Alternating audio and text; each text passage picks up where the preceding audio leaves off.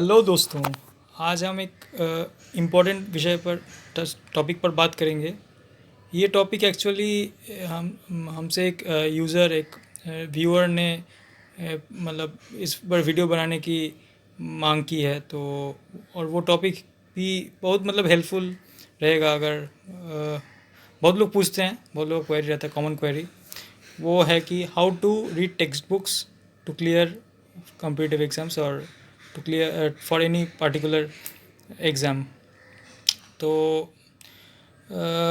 Text books तो हम लोग मतलब पढ़ना, लोग बोलते हैं कि पढ़िए टेक्स्ट बुक्स। बहुत सारे टेक्स्ट बुक्स भी होते हैं अलग अलग सब्जेक्ट के।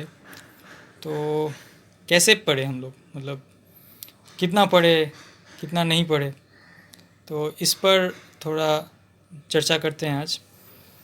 हो सकता है आपको कुछ नया या फिर कुछ अनोखा जानने को मिले। तो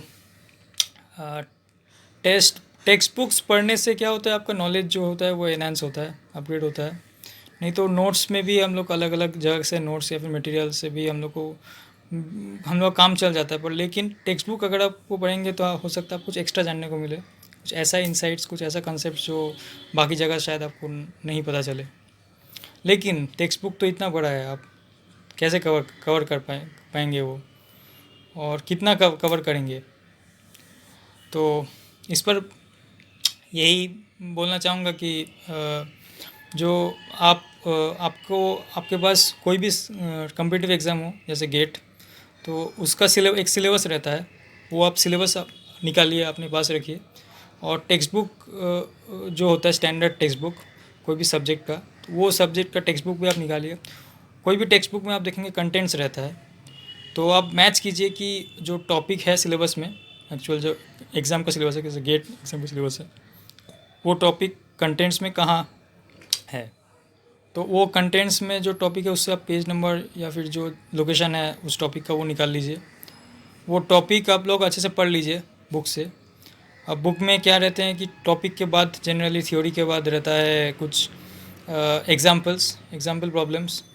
तो क्योंकि गेट एक स्पेशली रिलेटेड टू गेट बोल रहा हूँ, तो गेट एक बेस्ड ऑन मतलब ज़्यादातर based on numerical problems, numerical ability, आपका न्यूमेरिकल जो पार्ट है वो चेक करता है ज़्यादा। तो मतलब न्यूमेरिकल प्रॉब्लम से पूछे जाते हैं ज़्यादा से ज़्यादा।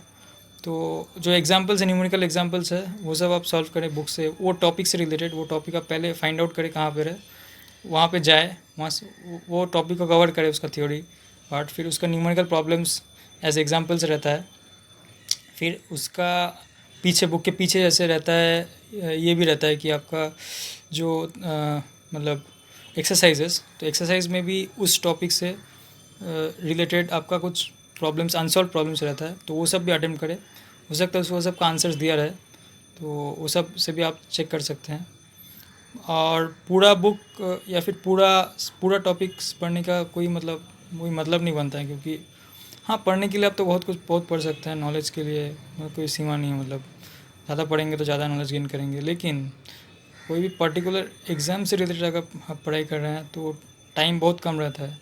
उस उतना टाइम कंस्ट्रेंट में आप मतलब पूरा पूरा कवर तो कर नहीं सकते, एक बात है। और दूसरा बात है कि करके भी कोई फ़ायदा नहीं होगा, क्योंकि बाकी सब सब्जेक्ट टॉपिक से जो सब सिलेबस में नहीं है, बुक में तो बहुत कुछ दिया रहता है, उसमें कुछ ही परसेंटेज, कुछ ही पार्ट सिलेबस में रहता है एक्चुअल सिलेबस में।